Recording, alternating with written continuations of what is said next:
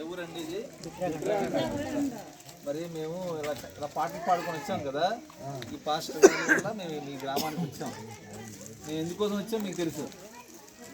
యేసు ప్రభు కోసం 2 మాటలు చెప్పడానికి. ఏమండి, యేసు ప్రభు కోసం ఆ 2 మాటలు చెప్పి మేము వెళ్ళిపోతాం. ఆలోచించాం, ఓకేనా? అయితే యేసు ప్రభు కోసం మీరు విన్నారా ఎప్పుడైనా? యేసు ప్రభు కోసం విన్నారా? మీ దగ్గర అందరి దగ్గర ఫోన్లు ఉన్నాయా? ఆ ఫోన్ ఎవరు కనిపెట్టారు తెలుసా? గ్రహం బెల్ అనే ఒక వ్యక్తి. ఎవరు? Graham Bell. దేవుడు ఉన్నాడని మీరు నమ్ముతున్నారా? నమ్ముతున్నారు కదా. ఎక్కడ ఉన్నాడు దేవుడు? ఎక్కడ? ఆకాశంలో ఉన్నాడు. దేవుడిని ఎవరైనా చూసారా? కదా. దేవుడు ఆకాశంలో ఉన్నాడు. ఈ భూమి మీదకి ఎవరిని పంపించినా సరే దేవుడు ఏదో ఒక పని ఏర్పాటు చేసి పంపిస్తాడు. అంటే ఆ మనిషికి ఒక పని ఉంటుంది. ఇప్పుడు ఫోన్ కనిపెట్టడానికి ఒక ఆయన వచ్చాడు ఈ భూమి మీద. అతని పేరు ఏం పేరు? గ్రహం. అతను ఫోన్ కనిపెట్టి వెళ్ళిపోయాడు. ఇప్పుడు కరెంట్ ఉంది కదా, కరెంట్ ఎవరు కనిపెట్టారు? అంటే మనం వాడుకుంటున్నాం వస్తువులు, కానీ అవి ఎవరు కనిపెట్టారో మనకు తెలియదు. నికోలస్ టెస్లా అనే వ్యక్తి ఏం కనిపెట్టాడు? ఆయన కరెంట్ కనిపెట్టాడు. ఏంటి? ఏం కనిపెట్టాడు? నికోలస్ అనే ఒక వ్యక్తి కరెంట్ కనిపెట్టాడు అనమాట. అంటే దేవుడు అతన్ని ఈ భూమి మీదకి ఎందుకు పంపించాడు? కరెంట్ కనిపెట్టడానికి. అలాగే యేసుక్రీస్తు ప్రభు ఈ లోకానికి ఎందుకు వచ్చాడు అంటే ఒక పని చేయడానికి వచ్చాడు. ఆ పని ఏంటంటే, మనుషులందరూ కూడా ఏదో ఒక పాపం చేసేవారు కదా. మీ ఊర్లో పాపం చేయలేని ఒక్క మనిషి అయినా ఉన్నాడా? మా ఊర్లో కూడా లేరు. మా ఊర్లో కూడా అందరూ ఏదో పాపం చేస్తున్నారు. అంటే భూమి మీద పుట్టిన మనుషులందరూ ఏం చేస్తున్నారు? కదా. అంటే పాపం వల్ల కుటుంబాలు నాశనం అయిపోతున్నాయి. పాపం వల్ల మనిషి దేవుడి దగ్గరికి వెళ్ళలేడు. ఎందుకంటే పాపము మనిషిని పట్టుకుంటుంది, దేవుడి దగ్గరికి వెళ్ళనివ్వకుండా. ఈ పాపం మనిషిని పట్టుకొని నరకానికి పట్టుకెళ్ళిపోతుంది. అందుకే మనకు చాలాసార్లు ఇంట్లో ఏదైనా బాధ కలిగింది అనుకో, కొడుకు వల్ల, ఏ జన్మలో ఏ పాపం చేసుకున్నానో ఇలాంటి కొడుకు పుట్టాడు, ఏ జన్మలో ఏ పాపం చేసుకున్నానో ఇలాంటి కూతురు పుట్టింది అని మనం బాధపడతాం కదా. అంటే పాపం చేస్తే ఇలాగ అనిపిస్తామని మనం అంటున్నాం.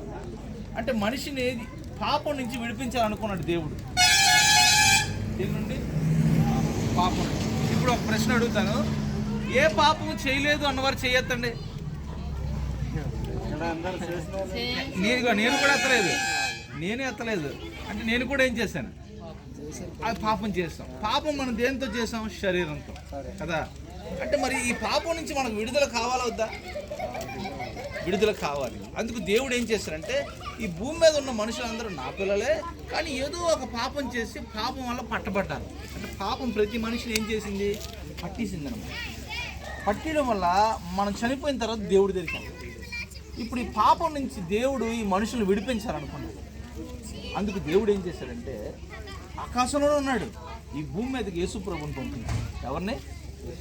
యేసు ప్రభు ఈ లోకానికి ఎందుకు వచ్చాడంటే, మనుషులందరినీ పాపం నుంచి విడిపించడానికి. ఎలా విడిపించగలరు పాపం నుంచి అంటే, మనుషులందరూ పాపం దేంతో చేశారు? శరీరంతో. అందుకు మన శరీరానికి బదులుగా యేసు ప్రభు మన పాపాలన్నీ తన మీద వేసుకున్నాడు అన్నమాట. అందుకే యేసుక్రీస్తు ప్రభు ఎలా మరణించాడో మీకు తెలుసా? యేసు ప్రభు సిలువలో ఎలా చనిపోయాడు? ఇలా చనిపోయి ఉంటాడు, చూసారా?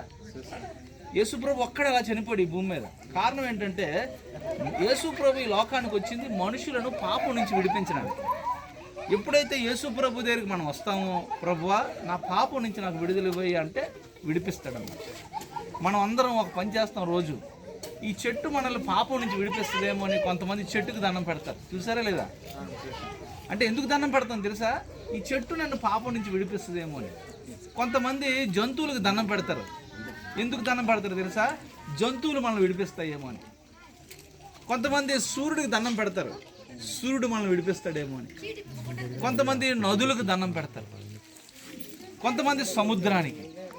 అంటే మనిషికి ఆశ దేని నుంచి విడుదల పొందాలని? పాపం నుంచి విడుదల పొందాలని. కానీ మనిషికి మార్గం తెలియదు.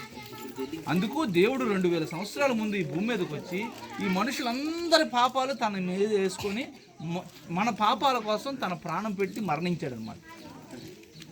ఎప్పుడైతే యేసయ్య నేను పాపం చేశాను ప్రభు అని మనం ఒప్పుకుంటామో అప్పుడు మనకు పాపం నుంచి విడుదల వస్తుంది. ఈ వార్త సర్వ సృష్టికి వెళ్ళి చెప్పాలి. ఎందుకంటే మనిషి రాయి దగ్గరికి వెళ్తున్నాడు, ఒక రాయిని పెట్టుకొని రాయి నన్ను పాపం నుంచి విడిపించి అని అడుగుతున్నాడు. రాయి విడిపించగలదా? జంతువు విడిపించగలదా? చెట్టు విడిపించగలదా? సూర్యుడు విడిపించగలదా? చంద్రుడు విడిపించగలదా? సముద్రం విడిపించగలదా? చెరువు పోలే మనలాంటి మనిషి మనల్ని వచ్చి పాపం నుంచి విడిపించగలదా? మనిషిని పాపం నుంచి విడిపించాలంటే దేవుడు రావాలి. మనుషులందరి తప్పులు దేవుడు తన మీద వేసుకొని బలిగా అర్పించబడాలి. అందుకు దేవుడు 2000 సంవత్సరాల ముందు వచ్చి మానవులందరి కొరకు పాప ప్రాయశ్చిత్తం చేశాడన్నమాట. ఇప్పుడు ఈ వార్త వెళ్ళి మనుషులందరికీ చెప్పాలి. ఎందుకంటే ఈ మనుషులు ఈ రాళ్ళు, ఈ చెట్లు ఇవన్నీ కూడా విడిపిస్తాయేమో అని వాటి దగ్గరికి వెళ్ళి అడుగుతున్నాడు. ప్లీజ్ రాయ మమ్మల్ని విడిపించవా? ఆవు నన్ను విడిపించవా? చెట్టు ప్లీజ్ నన్ను విడిపించవా? చెరువు నీకు దండం పెడతాను, నా పాపం నుంచి నాకు విడిపించవా అని దేని దగ్గరికి వెళ్ళి అడుగుతున్నాడు? ఈ చెట్ల దగ్గరికి, రాళ్ళ దగ్గరికి, జంతువుల దగ్గరికి వెళ్ళి అడుగుతాడు. తెలియక వాటి దగ్గర అడుగుతున్నాడు. అందుకు దేవుడు చూసి మానవుడికి పాపం నుంచి విడుదల చేయాలని ఒక కార్యక్రమాన్ని దేవుడు చేసి ఈ వార్త మనుషులందరికీ ప్రకటించాలి. ఎప్పుడైతే ఈ వార్త మనం నమ్ముతామో, యేసు ప్రభువా నువ్వు కార్చిన రక్తం వల్ల నాకు పాప విమోచన ఉందయ్యా, నా పాపాల కోసమే చనిపోయావు అనేసి మనం ఒక్క మాట మాట్లాడినప్పుడు మనం చేసిన పాపం మనం విడిచేస్తుంది. ఇదొక్కటే మార్గం. అందుకే నేను కూడా చెయ్యత్తలేదు, నేను పాపం చేసిన వాళ్ళు, మాతో ఉన్నవారందరూ అంతే. మేము తెలుసుకున్నామంట. మేము కూడా రకరకాల వాటిని పూజించిన వాళ్ళమే. జంతువుల దగ్గరికి వెళ్ళి దండం పెట్టే వాళ్ళం, రాళ్ళ దగ్గరికి వెళ్ళి చెట్ల దగ్గరికి వెళ్ళే వాళ్ళు. ఇవి మమ్మల్ని విడిపిస్తాయేమో అని తర్వాత మాకు తెలిసింది, ఇవి మమ్మల్ని విడిపించలేరు అని తెలుసుకొని క్రీస్తు దగ్గరికి వచ్చి పాపాలు ఒప్పుకోవడం వల్ల పాపం నుంచి విడుదల. ఎప్పుడైతే ఇది అంగీకరిస్తామో మనము దేవుడి దగ్గరికి వెళ్ళడానికి డోర్ ఓపెన్ అవుతుంది. మీరే గ్రహించండి, మీరే ఆలోచించండి. చెట్టు, రాయి, పాము, ఆవులు, చెరువులు, సముద్రాలు, సూర్యుడు, నక్షత్రాలు మనల్ని మన పాపం నుంచి విడిపించదు. సృష్టికర్త మాత్రమే విడిపించేది. ఈ వార్తే మీ గ్రామంలో సేవకులుండి చెప్తూ ఉంటారు. ఇది నమ్మడం నమ్మకపోవడం మళ్ళీ మీ ఇష్టమే. ఇప్పుడు లేదు నేను నమ్మను, నేను ఆ చెట్టు దగ్గరికి వెళ్తాను అంటే మన ఇష్టమే. కానీ చెట్టుకి 4 రోజులు నీ లేకపోతే చెట్టు ఏమవుద్ది? చచ్చిపోద్ది. జంతువులకు తిండి నేను నమ్మను, ఆ జంతువు దగ్గరికి వెళ్తానంటే దానికి తిండి లేకపోతే జంతువు ఏమవుద్ది? చచ్చిపోద్ది. చచ్చిపోయే చెట్టు, చచ్చిపోయే జంతువు నేను ఎలా విడిపించగలదు? గట్టిగా పెద్ద సుత్తి తీసి రాయమే కొట్టాడు, రాయి ఏమవుద్ది? బద్దలైపోయే రాయి నిన్ను ఎలా విడిపించగలదు? 1 సంవత్సరం వర్షం పడకపోతే నది అంతా ఏమైపోతుంది? ఎండిపోతుంది. అది నేను ఎలా విడిపించగలదు? వీటిని సృష్టించిన దేవుడే మనం విడిపించగలడు. ఈ వార్తే మీకు చెప్పడానికి, ఈ వార్తను మీరు నమ్మి పాపం నుంచి విడుదల పొందాలనేది దేవుడు ఆశ. ఇది సృష్టి మొత్తానికి ప్రకటించబడుతుంది. మనం చాలాసార్లు ఆలోచిస్తున్నాం, ఎందుకు ఈ క్రైస్తవులు ఎలా చెప్పుకొని తిరుగుతారంటే ఇదే చెప్పుకొని తిరిగేది. ఇదిగో ఈయన ద్వారానే మీకు పాప విమోచన, ఇంకా ఏవి మిమ్మల్ని విడిపించలేదు. పాపం మనం చేస్తాం, కానీ విడుదలకి ఇదే మార్గం. ఇంకొక మార్గం ఉంది. బ్రెడ్ ప్యాకెట్లు పంచడం వల్ల, చీరలు పంచడం వల్ల పాపం నుంచి విడుదల కలగదు. కొంతమంది ఏమనుకుంటారు, ఎవరికైనా బ్రెడ్ ప్యాకెట్లు ఇచ్చేస్తే పాపం పోతుంది అంటే బ్రెడ్ ప్యాకెట్ పాపం నుంచి విడిపించగలదా? ఎవరికైనా 4 జతల చీరలు ఇచ్చేస్తే అంటే చీర విడిపించగలదా? 10 మందికి భోజనం పెట్టేస్తే పాపం పోద్దా? అంటే భోజనము, సాంబారు, అన్నం మనల్ని పాపం నుంచి విడిపించేద్దా? ఎవరు విడిపించగలరు? మరి ఈ వార్తే మీరు నమ్మమంటున్నాడు దేవుడు. ఇంతే, ఏం చేయవలసిన లేదు. ఇక్కడే ఉండి యేసయ్య నా పాపముల కొరకే ప్రభువా నువ్వు చనిపోయాను ఒక్క మాట మనం పరిత్తించాలి. ఆకాశంలో ఉన్న దేవుడు సంతోషం అయిపోతుంది. పాపం నుంచి ఈ వార్త చెప్పడానికి వచ్చాను. అర్థమైందో లేదో? అర్థమైందా? మరి సేవకులు ఉన్నాడు, ఇగో పాస్టర్ గారు, ఆయన దగ్గరికి వెళ్తే ఇంకా మంచి వార్తలు చెప్తారు. దేవుణ్ణి మీ హృదయాల్లోకి చేర్చు. దేవుణ్ణి మీ హృదయాల్లోకి చేర్చు. దేవుడికి 3 గుణగణాలు ఉండాలి. గుర్తుపెట్టుకోండి, ఈ 3 గుణగణాలు ఏ వ్యక్తిలో ఉన్న వ్యక్తి దేవుడే. ఈ 3 గుణగణాలు గుర్తుపెట్టుకోండి. మరలా ఎప్పుడైనా మీ ఊరు వస్తే అడుగుతాను, ఇక్కడ ఉన్న మనుషులకి నాకు చెప్పండి, దేవుడికి మూడు గుణగణాలు ఉండాలి. ఆ 3 గుణగణాలు ఎవరిలో ఉన్న ఆ వ్యక్తి దేవుడే. చెప్పాలా? మొదటిది దేవుడని ఈ భూమి మీదకి ఎవరైనా ఒక వ్యక్తి వస్తే ఆ వ్యక్తి మనలా పుట్టకూడదు. మనందరం పుట్టామా? అలాగ దేవుడు పుట్టకూడదు. 2, దేవుడు అనే వ్యక్తి ఈ భూమి మీద బ్రతికినంత కాలం పాపం చేయకూడదు. పాపం చేస్తే మనకు పాపం చేయొద్దని చెప్పే అర్హతను కోల్పోతాడు.